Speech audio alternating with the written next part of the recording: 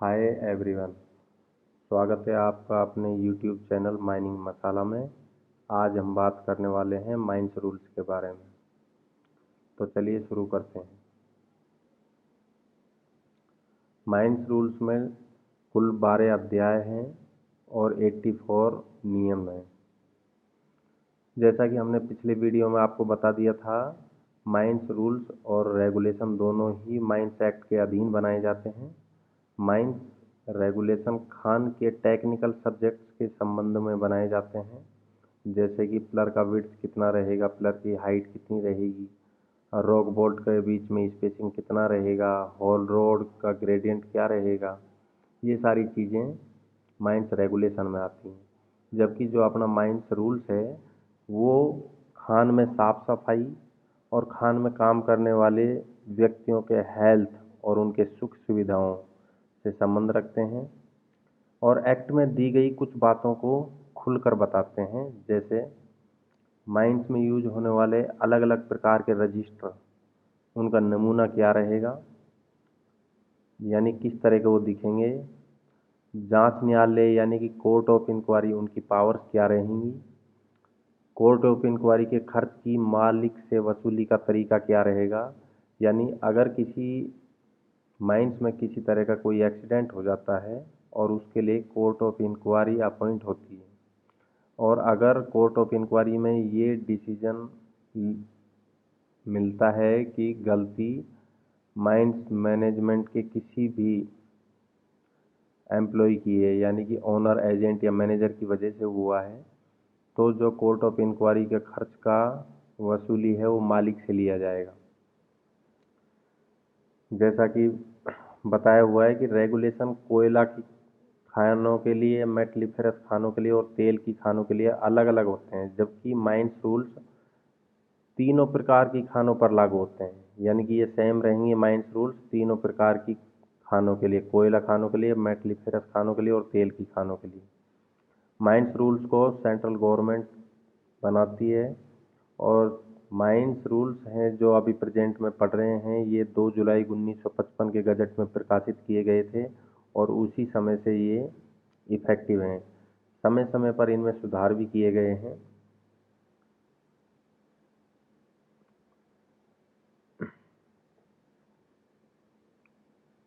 तो rule number first, संक्षिप्त नाम और लागू होना, यानी कि इन रूल्स को क्या बोलते हैं। इन रूल्स को माइंस रूल्स 1955 या खान नियम 1955 कहते हैं। दूसरा कि ये विशेष रूप से निर्धारित अवस्था को, किसी स्पेशल कंडीशन को छोड़कर बाकी सभी अवस्थाओं में हर उस माइंस पर लागू होंगे जो माइंस एक्ट के अधीन आती है। क्योंकि माइंस एक्ट भी कुछ कंडीशनों में कुछ माइंसों पर लागू नहीं होता है, वो माइंस एक्ट के प्रोविजन में आप सेक्शन नंबर 3 में देख सकते हो। अगला रूल, रूल नंबर 2, इसमें बेसिक डेफिनेशंस दी हुई हैं आपकी, जैसा कि एक्ट का क्या अर्थ है, जो mines act 1952, court of inquiry जो माइंस एक्ट के सेक्शन 24 के अधीन नियुक्त की जाती है। फिर फोरम, जो अलग अलग तरह के जो फोरम यूज लिए जाते हैं माइंस में, वो फर्स्ट अनुसूची में दिए हुए हैं। माइंस रूल्स में टोटल 6 अनुसूची दी हुई हैं। सेक्शन, सेक्शन जो माइंस एक्ट में जो नियम चलते हैं उनको हम सेक्शन या धारा बोलते हैं। अनुसूची, रूल्स के अंत में जो 6 अनुसूची बताई हैं अभी।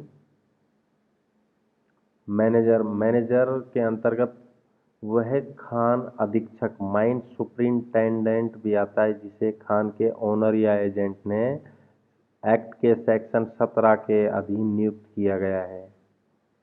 वह खान के कंट्रोल, मैनेजमेंट, सुपरविजन और डायरेक्शन के लिए जिम्मेदार है। सर्टिफाइंग सर्जन, सर्टिफाइंग सर्जन यानी कि माइंस एक्ट के सेक्शन 11 के अधीन एक क्वालिफाइड डॉक्टर, उसको सर्टिफाइंग सर्जन कहते हैं। कैलेंडर ईयर यानी कि जनवरी के पहले दिन से लेकर दिसंबर के 31 तारीख को तक के बीच का समय जो कहलाएगा वो कैलेंडर ईयर कहलाएगा। यानी कि 1 जनवरी से लेकर 31 दिसंबर तक का जो समय है उसको कैलेंडर ईयर बोलते हैं। कैंटीन का जो ऑफिसर यानी कि मैनेजर से डिफरेंट वो व्यक्ति जो मालिक या एजेंट ने कैंटीन संबंधी नियमों के पालन के लिए जिसे नियुक्त किया है वो कैंटीन का ऑफिसर इंचार्ज है। किसी खान या उसके किसी भाग में जो ऑर्डिनरी एम्प्लॉयड व्यक्ति हैं वो पिछले कैलेंडर वर्ष में लगाए गए व्यक्तियों की एक एवरेज संख्या होती है जिसे टोटल मानव दिवस यानी कुल मानव दिवस में वर्किंग दिवस में रेस्ट लिए हैं और जो नॉन वर्किंग डे हैं उनको घटाकर बाकी जो दिन बचते हैं वो वर्किंग डेज रहते हैं। कुल मानव दिवस में वर्किंग दिवस को भाग देने पर सामान्यतः नियोजित यानी कि जिनको हम बोलते हैं ऑर्डिनरीली एम्प्लॉयड व्यक्ति वो निकल जाते हैं। कमेटी यानी कि जो माइंस एक्ट में सेक्शन 12 के अनुसार जो कमेटी का गठन होता है वो अध्याय 2 में ब्रीफ में यानी कि खुलकर एक्सप्लेन किया गया है। जैसा कमेटी माइंस एक्ट के सेक्शन 12 के अनुसार सेंट्रल गवर्नमेंट के द्वारा एक कमेटी का गठन किया जाता है और इसका काम क्या है, ये नए रूल रेगुलेशन बनाने के प्रस्तावों पर सेंट्रल गवर्नमेंट को सलाह देती है या सरकार के द्वारा सौंपे गए एक्सीडेंट के मामलों की जांच करेगी। यानी कि किसी माइंस में अगर किसी तरह का कोई एक्सीडेंट हो जाता है तो गवर्नमेंट कमेटी को उस मामले को जांच करने के लिए दे सकती है। रूल रेगुलेशन या बायलॉ के संबंध में दिए गए आदेशों के विरुद्ध अपील सुनेगी। यह अध्याय उसी कमेटी के विषय पर आधारित है। कमेटी कितने समय के लिए बनेगी, उसका सेक्रेटरी या अध्यक्ष कौन होगा, सदस्य कमेटी में कब तक रहेंगे, मीटिंग का कार्य संचालन कैसा होगा, यहाँ पे ये सारी बातें कमेटी में बताई गई हैं। अब देखिए जो ये कमेटी का हम बात कर रहे हैं ये कमेटी है और ये दूसरा है सेफ्टी कमेटी। जो सेफ्टी कमेटी है वो माइंस रूल्स के अंतर्गत बनाई जाती है। माइंस एक्ट 1952 के सेक्शन 12 में बताए अनुसार कमेटी का गठन होता है। केंद्र सरकार इस संबंध में गजट नोटिफिकेशन के द्वारा निर्धारित तारीख से इस एक्ट के उद्देश्य के लिए निम्नलिखित व्यक्तियों की कमेटी गठित कर सकेगी। यानी कि जो कमेटी में कौन कौन मेंबर रहेंगे, तो पहली चीज़ ध्यान देने की है कि ये जो कमेटी है ये सेंट्रल गवर्नमेंट के द्वारा अपॉइंट की जाती है, जबकि सेफ्टी कमेटी एक माइंस के मैनेजर के द्वारा अपॉइंट की जाती है। तो जो ये कमेटी है इस कमेटी में कौन कौन मेंबर रहेंगे, पहला चीफ इंस्पेक्टर या इंस्पेक्टर को छोड़कर सरकारी नौकरी में लगा हुआ कोई भी व्यक्ति जो कि चेयरमैन के रूप में काम करेगा उसको सेंट्रल गवर्नमेंट के द्वारा अपॉइंट किया जाएगा। यानी कि इस कमेटी में जो भी मेंबर अपॉइंट किए जा रहे हैं वो सभी को सेंट्रल गवर्नमेंट द्वारा अपॉइंट किया जाता है। दूसरा है चीफ इंस्पेक्टर ऑफ माइंस। तीसरा खान में काम करने वाले जिनको बोलते हैं खनिक, यानी खनिकों के हितों का प्रतिनिधित्व करने के लिए 2 व्यक्ति जो केंद्र सरकार द्वारा नियुक्त किए जाएं। इसमें खान में जो खान के मालिक हैं उनके हितों का प्रतिनिधित्व करने के लिए 2 व्यक्ति उनको भी सेंट्रल गवर्नमेंट द्वारा नियुक्त किया जाता है। 5वां पॉइंट 2 माइनिंग इंजीनियर जो सीधे माइनिंग इंडस्ट्री में काम नहीं कर रहे हों और केंद्र सरकार द्वारा अपॉइंट किए जाएं। लेकिन ये जो नोट दिया हुआ है इसमें बताया है कि जो ये पॉइंट सी और पॉइंट डी है इन दोनों में जो 2 व्यक्ति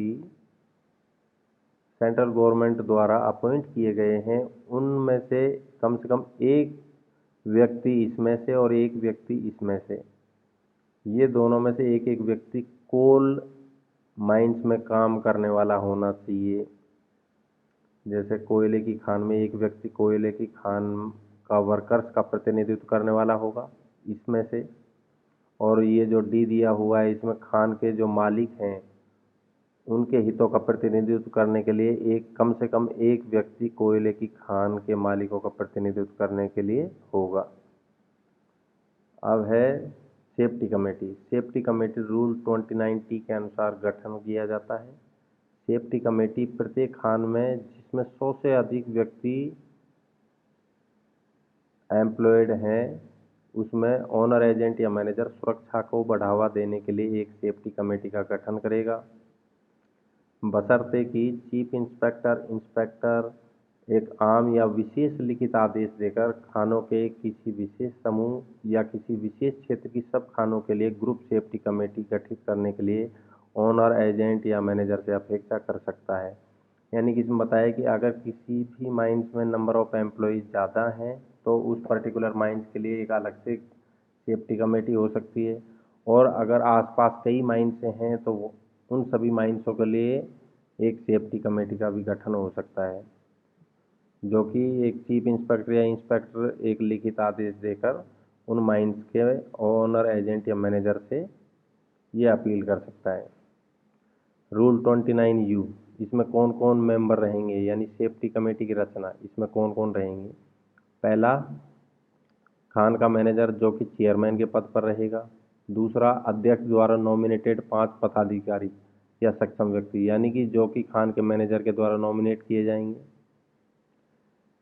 तीसरा, रूल 29Q फर्स्ट ए में वर्कमैन इंस्पेक्टर को नॉमिनेट करने के तरीके से कर्मचारियों द्वारा नामांकित 5 कर्मचारी, यानी जिस तरीके से वर्कमैन इंस्पेक्टर को अपॉइंट किया जाता है माइंस में, उसी तरीके से 5 कर्मचारियों को भी नॉमिनेट किया जाएगा।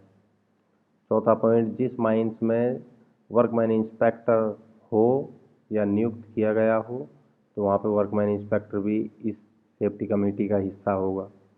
पांचवा, सेफ्टी ऑफिसर, या जहाँ पर सेफ्टी ऑफिसर नहीं है वहाँ मैनेजर के नीचे सबसे वरिष्ठ यानी कि जो सीनियर खान पदाधिकारी है वो कमेटी के सेक्रेटरी का काम करेगा, बशर्ते कि यदि अध्यक्ष जरूरी समझे तो मीटिंग के किसी भी दिन या दिनों के लिए किसी अन्य पदाधिकारी जो उस माइन से संबंधित नहीं हो, बाहर से आया हुआ हो, उसको सक्षम अधिकारी या कर्मचारी को सेफ्टी कमेटी में सहयोजित कर सकता है। यानी कि उस माइन का नहीं हो तो भी उसको मैनेजर चाहे तो मीटिंग के किसी भी दिन या कितने भी दिनों के लिए उसको अपॉइंट कर सकता है। अब है रूल नंबर 3, कार्यकाल, यानी कि जो कमेटी है, कमेटी में काम करने वाले मेंबर, उनका कार्यकाल क्या रहेगा, कितने टाइम तक के लिए वो काम करेंगे। तो एक्ट के सेक्शन 12 के 1 यानी कि सेक्शन नंबर 12 उसका सब सेक्शन फर्स्ट, उसके भी C, D और E पॉइंट में दिए गए सदस्यों का कार्यकाल गजट में उनकी नियुक्ति प्रकाशित होने की तारीख से 3 वर्ष का होगा। यानी कि 3 साल तक के लिए जब सेंट्रल गवर्नमेंट ने गजट में नोटिफिकेशन निकाल दिया उससे 3 वर्ष तक के लिए रहेगा। दूसरा पॉइंट, अगर 3 वर्ष की अवधि समाप्त भी हो जाए तो सदस्य तब तक सदस्य बना रहेगा जब तक कि उसके उत्तराधिकारी की नियुक्ति गजट में प्रकाशित ना हो जाए। जब तक सेंट्रल गवर्नमेंट गजट में उसके उत्तराधिकारी की नियुक्ति को प्रसारित ना कर दे या प्रकाशित ना कर दे, तब तक वो जो पदाधिकारी है वो 3 वर्ष की अवधि खत्म हो रही थी उसके बाद में भी वर्क कर सकता है।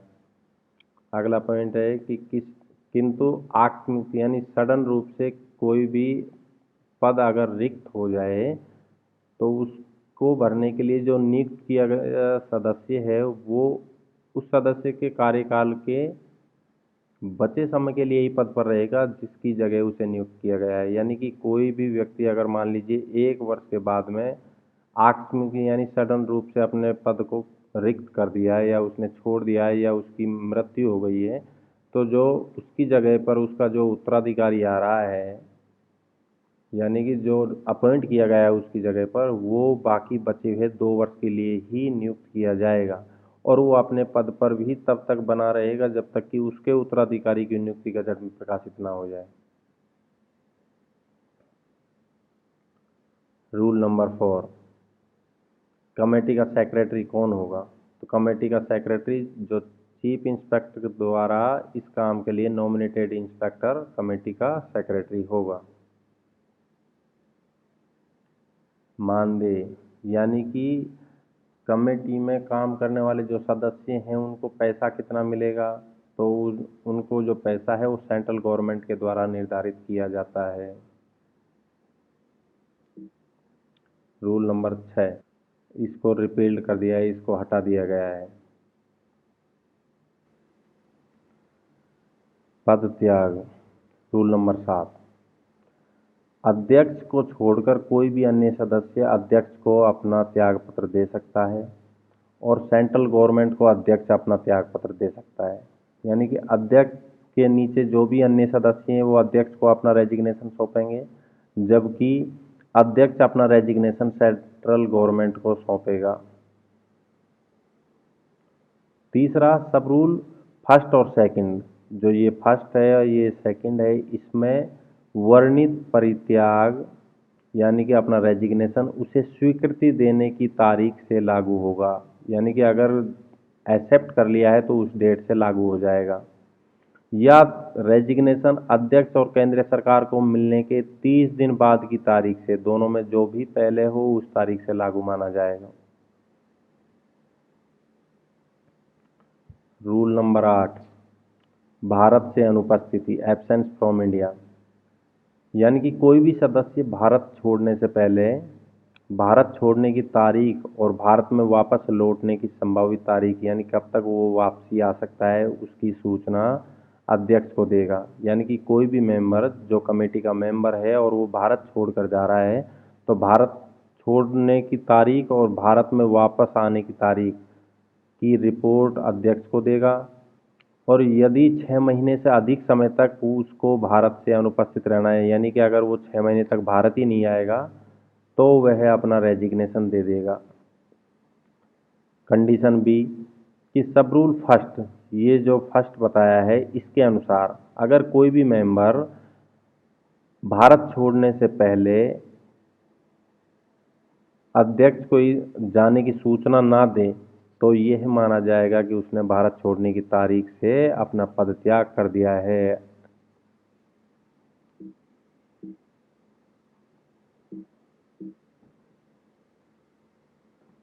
रूल नंबर 9, खाली जगहों की अधिसूचना। कमेटी के किसी सदस्य के पद त्याग या मृत्यु के कारण अगर कोई जगह खाली होती है तो अध्यक्ष इसकी सूचना तुरंत सेंट्रल गवर्नमेंट को देगा, और यदि अध्यक्ष की मृत्यु हो जाए और उसकी वजह से जगह खाली हो जाए तो इसकी सूचना चीफ इंस्पेक्टर या केंद्रीय सरकार द्वारा कमेटी में जो नियुक्त इंस्पेक्टर सेंट्रल गवर्नमेंट को देगा।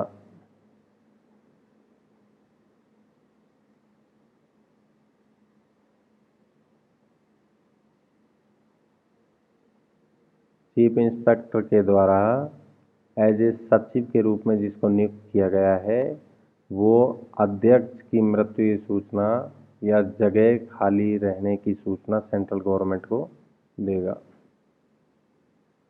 रूल नंबर 10, कामकाज का निपटारा। कमेटी के पास विचारार्थ सभी प्रश्न अध्यक्ष के निर्देश पर या तो कमेटी की मीटिंग में रखे जाएंगे या कागजात के परिचालन सर्कुलेशन के द्वारा ही विचार किए जाएंगे। यानी कि कमेटी में कोई भी प्रश्न यदि विचार करने के लिए आता है तो अध्यक्ष के निर्देश पर ही या अध्यक्ष के निर्देश पर ही उसको कमेटी की मीटिंग में रखा जाएगा, या कमेटी की अगर मीटिंग नहीं हो पा रही है तो कागजात के परिचालन यानी कि आपस में कागजों को हर कैंडिडेट के पास भेजकर उन पर विचार किया जाएगा।